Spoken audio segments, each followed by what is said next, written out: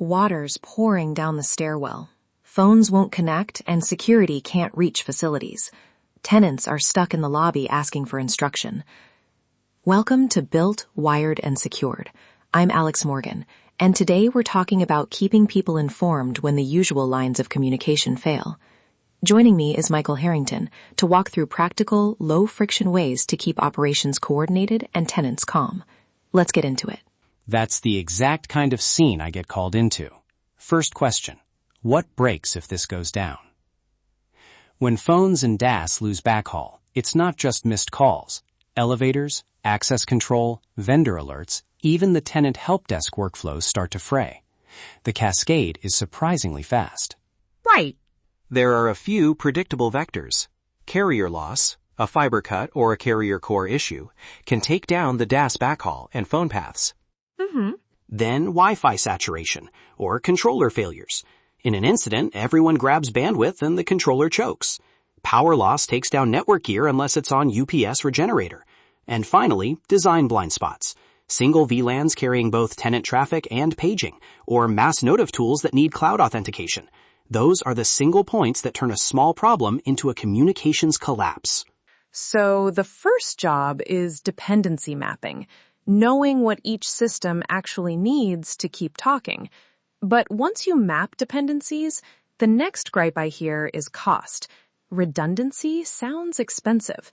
Is there a cheap, high-impact middle ground? Absolutely. Think in tiers. Top tier is duplicate uplinks, multiple carriers, full failover. Great, but pricey. The high-impact middle tier is low-maintenance, low-cost items. Battery-backed paging amplifiers, a small cache of pre-configured two-way radios, laminated templates for lobby staff.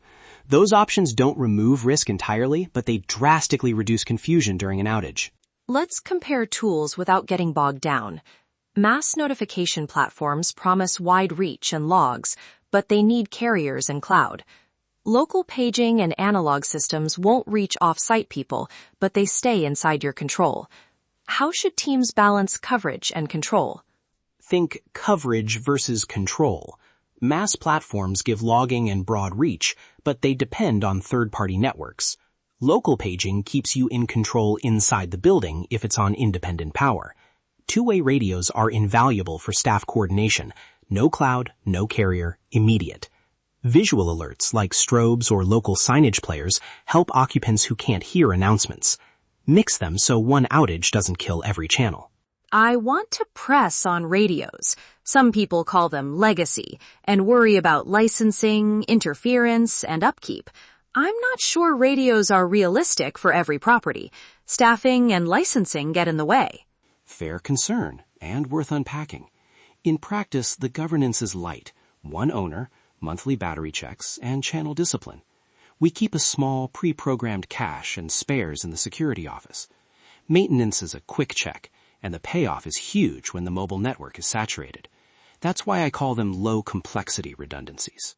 Okay, monthly battery checks. That's a nice, specific cadence. What about paging? A battery-backed paging amp, how much does that really buy you? A battery-backed paging amp keeps local voice announcements working when internet and carrier connections are down, and it plugs into the building's speaker system. It's not flashy, but during a partial outage, it gives you an immediately usable broadcast channel under your control. Combine it with laminated one-line scripts at the lobby, and you avoid conflicting messages from different staff. That idea of laminated scripts keeps coming up. Who should be allowed to send those messages? And how do we stop duplicate or contradictory alerts? Limit senders to a small trained group, typically security manager, facilities director, and an operations lead. Use tiered templates, a one-line immediate instruction, and a short status update for follow-ups. Define escalation. If the primary can't be reached in X minutes, the backup takes over. Those constraints prevent the real problem, message proliferation, and tenant confusion. What about testing? There's a real risk of alarm fatigue if you test too often, but testing keeps the plan honest. What's your recommended rhythm? Quarterly tabletop reviews with the core team. Monthly quick checks for physical items like batteries and radios. And one limited live test of key systems per year. Keep live tests focused and announced as tests to tenants to avoid fatigue. Measure what failed, fix it, and keep the logs short. Date, initials, status.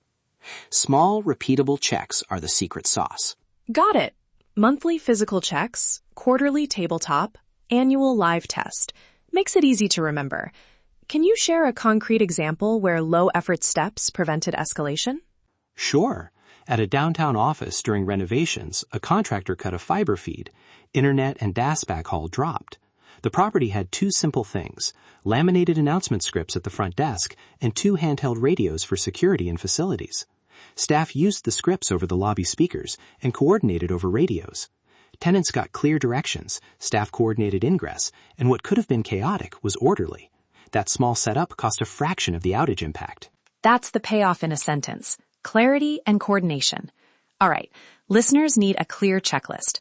Michael, 3 things to do this week and what the one-page procedure should include. 1. Map dependencies. List what your communications rely on: internet, carrier backhaul, local power, and flag single points. 2. Create or update 2 templates, an immediate instruction and a 1-hour status update. 3. Stock 1 low-tech redundancy, 2 radios or a battery-backed paging amp. Assign an owner and schedule a quick pest within 30 days. The one-page procedure should name senders, include templates, define escalation, and set testing cadence. Simple, testable, and fast. We've put that one-page checklist and sample templates at gdstech.io/communications, so you can download and adapt them right away. One last practical tip. Don't let perfect be the enemy of good. A basic, tested plan with clear ownership and a couple of inexpensive redundancies will outperform a complex, fragile system every time. Ask, what breaks if this goes down? And put 3 inexpensive mitigations in place today. Thanks, Michael. Really useful. For listeners who want a quick outside look, consider a short readiness review with the GDS team. Details are on the download page. That wraps up this episode of Built, Wired, and Secured. Built to last, wired with intention, secured for the real world. Thanks, Alex. Remember, templates, 1 low-tech redundancy, and a named owner. That's where impact starts.